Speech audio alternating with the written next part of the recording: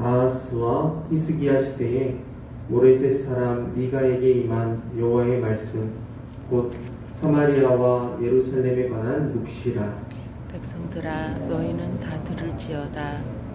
땅과 거기에 있는 모든 것들아 자세히 들을지어다.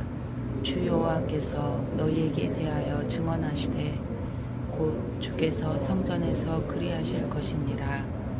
여호와께서 그의 초소에서 나오시고 강림하사 땅의 높은 곳을 밟으실 것이라. 그 아래에서 산들이 높고 골짜기들이 갈라지기를 불 앞에 밀초 같고 비탈로 쏟아지는 물 같을 것이니 이는 다 야곱의 허물로 말미암음이요 이스라엘 족속의 죄로 말미암음이라. 야곱의 허물이 무엇이냐? 사마리아가 아니냐? 유다의 산당이 무엇이냐? 예루살렘이 아니냐? 이러므로 내가 사마리아를 들의 무더기 같게 하고 포도심을 동산 같게 하며 또 그 돌들을 골짜기에 쏟아내리고 그 기초를 드러내며 그 새긴 우상들은 다 부서지고 그 음행의 곱은 다 불살라지며 내가 그 북성들을 다 깨뜨리리니 그가 기생의 값으로 모았은즉 그것이 기생의 값으로 돌아가리라. 이러므로 내가 애통하며 애곡하고 벌거벗은 몸으로 행하며 들깨같이 애곡하고 타조같이 애통하리니 이는 그 상처는 고칠 수 없고 그것이 유다까지도 이르고 내 백성의 성문 곧 예루살렘에도 미쳤음이니라. 가드에 알리지 말며 도무지 울지 말지어다. 내가 베들레아 브라에서 티글에 굴렀도다. 사빌줌이나 너는 벗은 몸에 수치를 무릅쓰고 나갈지어다. 사안한 주민은 나오지 못하고 베데셀이 애곡하여 너희에게 의지할 곳이 없게 하리라. 미론 주민이 근심 중에 복을 바라니 이는 재앙이 여호와께로 말미암아 예루살렘 성문에 임함이니라. 라기스 줌이나 너는 준마의 병거를 메울지어다. 라기스는 딸 시온의 주의 근본이니 이는 이스라엘의 허물이 내게서 보였음이니라. 이러므로 너는 가드모레셋에 작별하는 예물을 줄지어다. 악십의 집들이 이스라엘 왕들을 속이리라. 아세라 줌이나 내가 장차 너를 소유할 자로 내게 이르게 하리니 이스라엘의 영광이 이둘람까지 이를 것이라. 너는 내 기뻐하는 자식으로 인하여 내 머리털을 깎아 대머리 같게 할지어다. 내 머리가 크게 벗어지게 하기를 독수리 같게 할지어다. 이는 그들이 사로잡혀 너를 떠났음이라. 아멘. 이 가서는 북왕국 이스라엘이 아수르에 멸망하기 전에 기록되었습니다. 종교와 도덕적으로 악행이 끊지 않는 북이스라엘과 남유다가 하나님의 심판으로 멸망할 것을 본 미가서를 통해 하나님은 경고하고 계십니다. 하지만 이 심판은 멸망으로 끝나지 않고 하나님의 무조건적 은총으로 다시 회복될 것도 약속해주고 있습니다. 그 회복은 장차 유다 족속으로부터 나올 위대한 왕 예수 그리스도를 통해 이루어질 것을 예언하는데, 오늘 본문은 모레셋 출신의 선지자 미가를 통해 하나님의 심판을 경고하는 내용을 기록하고 있습니다. 본문을 통해 사마리아와 유다에게 임한 하나님의 경고를 함께 살펴보고자 합니다. 먼저 미가에 대한 짧은 소개인 1절 말씀을 보면 미가 선지자는 유다 제11대 요담, 12대 아하스, 13대 히스기야 왕의 통치 시대에 활동했던 선지자였음을 알 수 있습니다. 이렇게 선지자에 대한 짧은 소개를 본문 1절에 마치고 2절부터 7절 말씀에 바로 하나님의 심판의 경고를 기록하고 있습니다. 먼저 사마리아에 대해 기록하고 있는데, 사마리아의 심판에 대해 기록하고 있는데, 이것만 보더라도 당시 시대의 배경이 굉장히 타락하고 죄악이 가득했음을 알 수 있습니다. 하나님은 죄악이 가득한 땅을 향해 미가를 통해 말씀하십니다. 백성들아 너희는 다 들을지어다. 땅과 거기에 있는 모든 것들아 자세히 들을지어다 라고 말씀하십니다.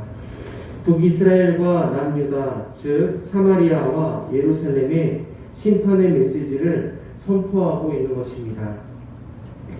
한 사람의 죄악 때문에 사마리아에 경고하고 있는 것이 아니라 땅과 거기에 있는 모든 것들이라고 표현하고 있는 2절 말씀을 통해 알 수 있는 것처럼 이 예언의 말씀을 들어야 할 자들은 한 사람이 아니라 그 땅에 속한 모든 것들임을 말하고 있습니다. 3절 말씀에 하나님이 친히 땅의 높은 곳을 밟으시며 4절 말씀에 산들을 녹이고 골짜기가 갈라지게 하실 것이라고 경고하십니다. 하나님의 심판의 결과는 산들을 녹이고 골짜기들을 갈라지게 한다라는 것입니다. 친히 만물을 지으신 하나님께서 백성들의 죄악으로 인해 악인들이 이같이 신속하게 망할 것을 미가를 통해 기록하고 있습니다. 백성들이 어떤 죄를 지었길래 이같이 신속하고 절박하게 백성들을 심판하는 것일까? 7절 말씀을 한번 여러분들이 읽어보십시오. 7절 말씀 읽겠습니다. 그 새긴 우상들은 다 부서지고 그 음행의 값은 다 불살라지며 내가 그 목상들을 다 깨뜨리리니 그가 기생의 값으로 모았은즉 그것이 기생의 값으로 돌아가리라. 하나님은 사마리아의 죄를 물으실 때 신전에 창기를 두었던 것과 우상을 숭배했던 것으로 인해 심판하신다고 말씀하십니다. 마땅히 하나님만 섬기고 예배해야 할 하나님의 백성이 그 정체성을 잃어버릴 때 하나님은 미가 선지자를 불러 심판의 메시지로 경고하시는 것을 오늘 본문이 기록하고 있습니다. 오늘날 하나님의 백성들도 마땅히 하나님만 섬기며 예배해야 할 정체성을 잃어버릴 때 헛된 우상을 섬기고 하나님이 보시기에 부끄러운 일을 행하는 그릇된 일을 저지를 수 있습니다. 본문 말씀처럼 목상들을 세우고 새긴 우상들을 섬기는 일을 하지 않을 수도 있지만 하나님을 믿는다고 말하는 성도들도 얼마든지 우상 숭배에 빠질 수 있다는 것입니다. 골로새서 3장 말씀에 보면 바울은 우상 숭배에 대해 탐심은 곧 우상 숭배라고 지적하고 있습니다. 골로새서 3장 3절 말씀에 그러므로 땅에 있는 지체를 죽이라 곧 음란과 부정과 사욕과 악한 정욕과 탐심이니 탐심은 우상 숭배니라 라고 기록합니다.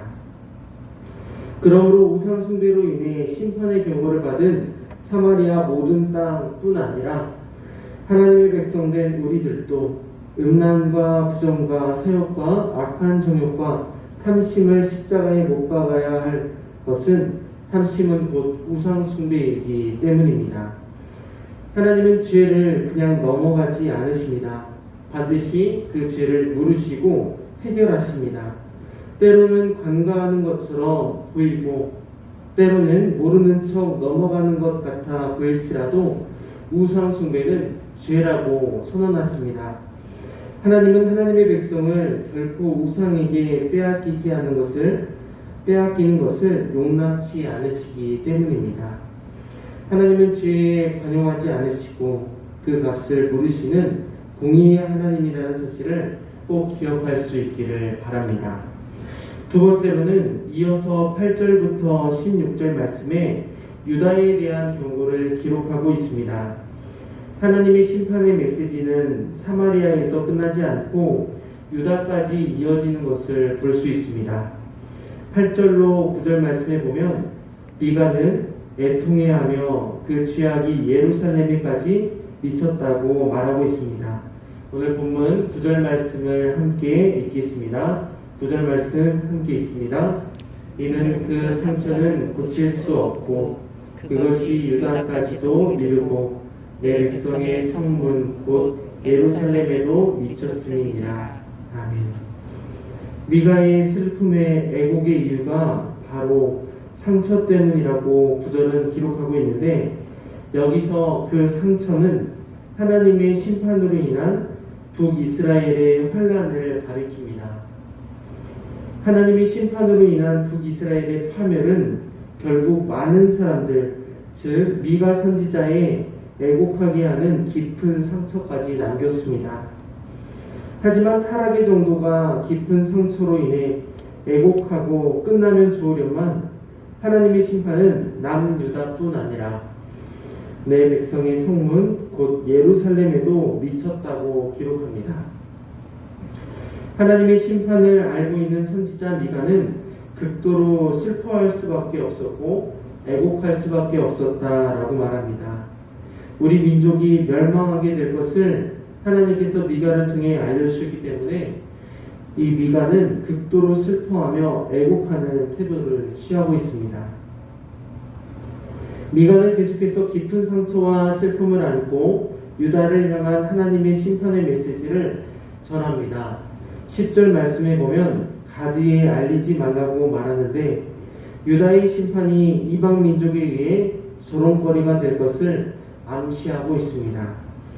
하나님은 이방인들의 두려움의 대상인 이스라엘을 이제 이방인들의 조롱거리로 만들어서 유다를 심판하겠다 말씀하고 있습니다. 하나님의 백성답지 못한 삶은 결국 이방인들의 두려움의 대상이 아닌 이방인들의 조롱거리로 전락하게 만든다라는 것입니다. 13절 말씀에서는 아무리 준마와 병거를 세울지라도 하나님의 심판을 피해갈 수 없다라고 기록합니다. 결국 끝까지 회개하지 않는 유다 백성들도 하나님의 심판을 피해갈 수 없을 뿐 아니라 16절 말씀처럼 대머리가 되는 수치를 당하고 사로잡혀 끌려가게 되는 비참한 치욕을 당하게 되는 것으로 본 1장을 마무리하게 됩니다. 세상의 정치인들, 유명인들도 종종 탈세와 도덕적인 타락으로 인해 세상 많은 사람들에게 알려져서 수치를 당하곤 합니다.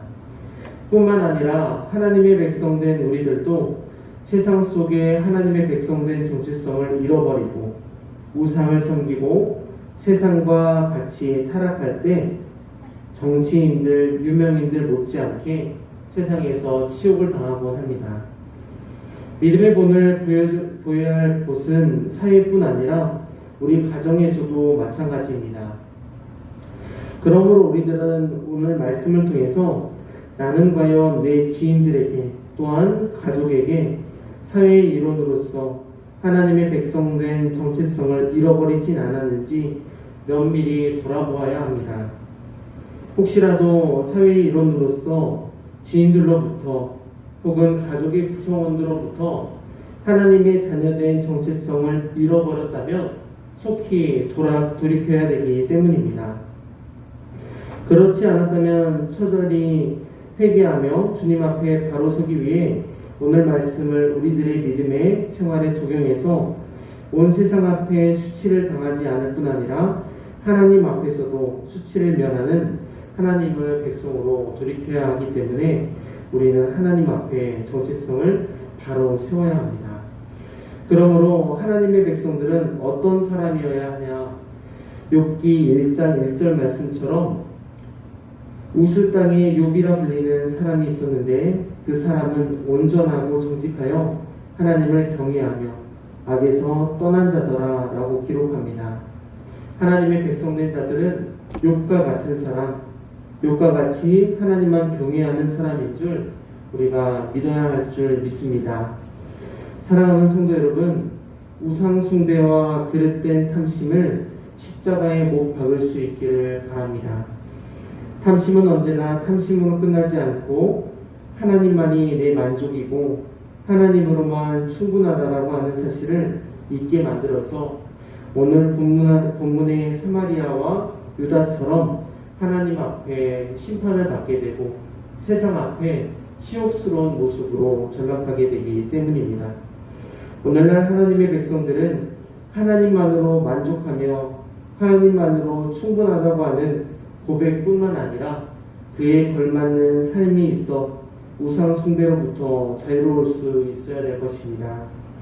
그러므로 하나님의 백성된 우리 모두는 우리를 구원하여 주신 하나님의 은혜를 잊지 않고 하나님만 섬기고 하나님의 말씀에 순종하는 우리 광주 영광교회 모든 성도님들 되시기를 간절히 소망합니다.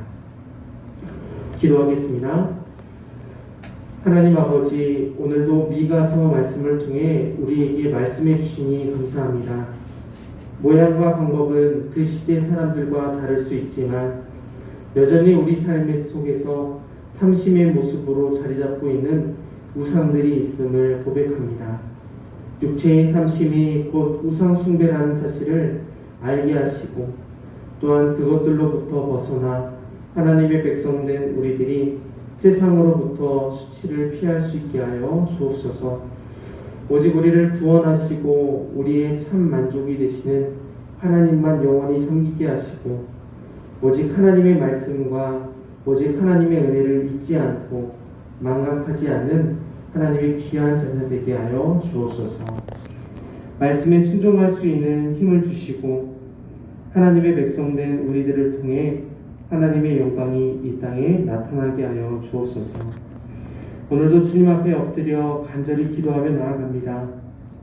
우리들에게 필요한 것 누구보다 잘 아시는 주님, 우리들의 간절한 기도에 응답하여 주시고 먼저 하나님의 나라와 의를 구하는 우리들의 기도를 통해 하나님의 뜻이 하늘에서와 같이 땅에서도 이루어지게 하여 주옵소서. 예수 그리스도의 이름으로 간절히 기도합니다. 아멘.